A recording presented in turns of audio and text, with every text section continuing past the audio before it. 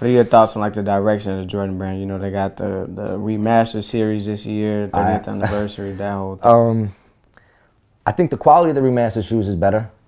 I just don't like the feeling that no shoe is safe anymore.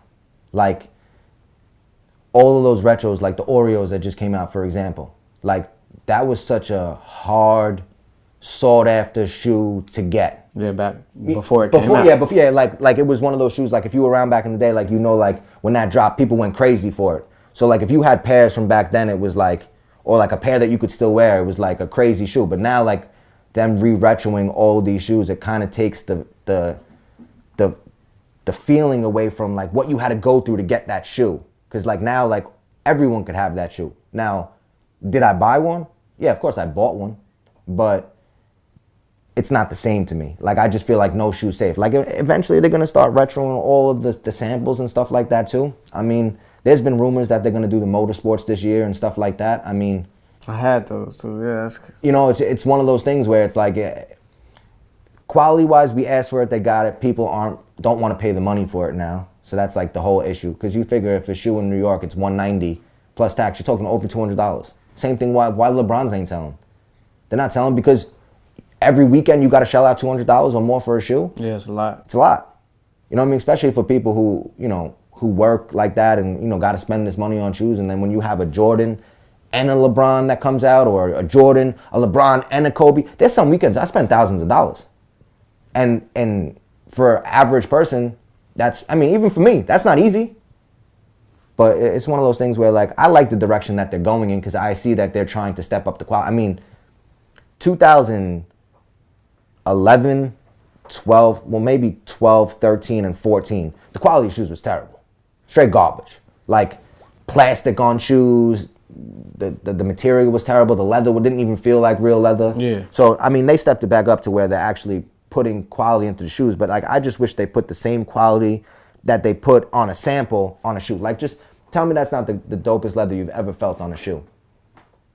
I mean, it's a one-of-one shoe, but like, just overall, like, it's smooth. Like, I've wore that shoe several times. Yeah, but you can't even tell. But you can't even tell because the leather's so good. Yeah, get that on camera. So like, that's just one of those things where like the effort and stuff, and I understand for the samples, this shoe probably cost them a lot more money to make than a regular shoe would cost. But still, like, I mean, you're making all of this money. Why don't you actually care about the product that you're putting out? Like, say like, all right, the shoe's gonna be whatever price it is, just make a little less money. Make a little less money on people.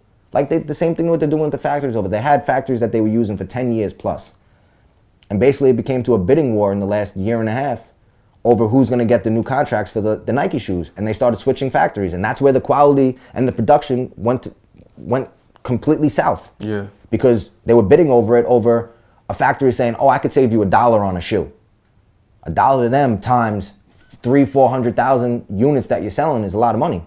And then times it by how much they sell it for, talking about millions of dollars. So that's the whole thing, you know? It's really, if we don't complain, they're not going to change it. So we complain, they started to change it, and now people don't want to buy it. Like, you still see some of the shoes still sitting on shelves. Yeah, I mean, I copped a couple of the remastered series. I got the Columbia 4s and the Oreos too, but I still, you know, obviously, like, I'm into this shoe, and I'm gonna pay attention because I'm reading, I'm posting all this stuff about it, and I'm still seeing like a little bit of the glue. Oh yeah, of course, yeah. In terms, you know, of like actual, gonna be perfect. It's not perfect, yeah. And I feel like the shoes back in the day, not saying they were perfect, but they were closer to being perfect than they are now. What did you think about the Don C, the 2s? I actually didn't get them.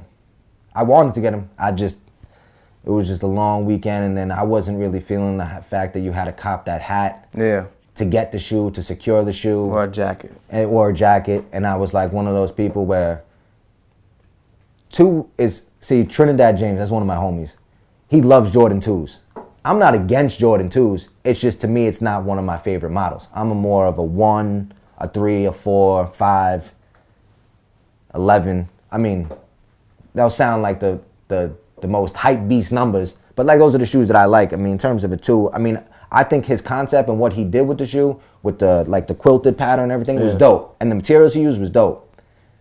I don't know. You saw the black one that people photoshopped that made it look like black, or the sample that they just posted. I like that black one better. With the gold, I like that one better. That's dope. That was my opinion. I mean, I will get the 2.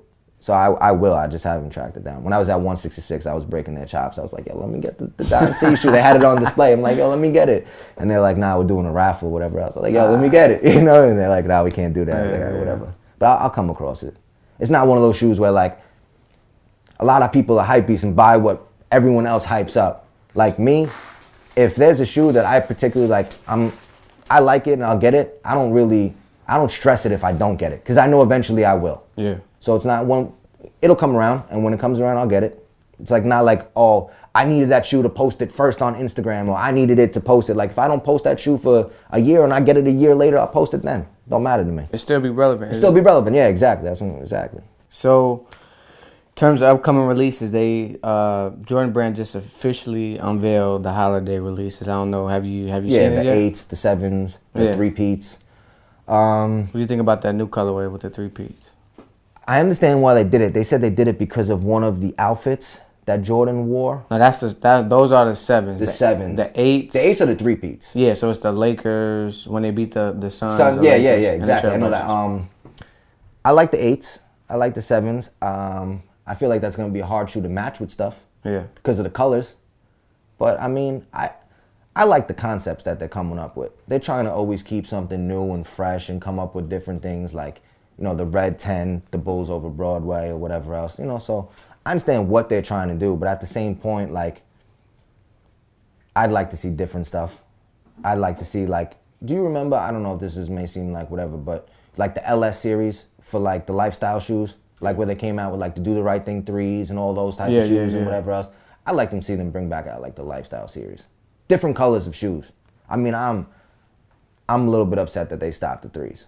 I mean, they put out so many colorways. I understand why they stopped the 3s, but I mean, a 3 to me, you put out 3 in any color, it's gone. It's gonna go. It's a dope shoe. Minus the part of blue 3s. Yeah, no, Keep those. Yeah, you can keep those. Yeah, I feel you. But I'm saying like stuff like that. Like I feel like they should have went back with certain things like that. But I mean, the holiday stuff, it's gonna sell, bro. So at the end of the day, they're gonna do whatever they know is gonna sell. I'm interested to see if that Jordan 11, that black with the red, is really what's gonna come out. It looks so much like you got the Space Jams on now. I don't know. It's gonna be different. Like they said in the upper, it's not even gonna be like the nylon and the mesh. It's gonna be leather. Leather, yeah. I'm interested to see. I mean, like I said, like concepts like that would be dope. Like instead of having the mesh, having leather, that's a dope concept. Switch things up. Use different materials. I like those ones that they were supposed to come out for All-Star Weekend where it was like the scales and the Stingray for the white one, and then they had like a brown one, the white and the black. Yeah. I thought those materials were dope on a shoe. No, I definitely like them too. So, you know, I liked ideas like that. Like switch it up. You see where it's going and, you know, progress with the times. People are putting skins on shoes. People are doing that. They should do it too. Yeah, cater to what people want.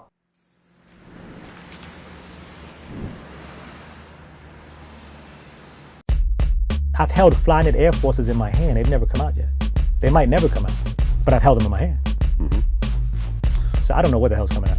All right, well, I'll go through a few of the big releases this year that's coming out. That 45 shoe, people, I remember the auction, and it got up to something crazy. But like, now that person that has that shoe, that has that whatever, it's worth it. They just brought it back, and it's like you just completely killed a shoe that should have never been retroed.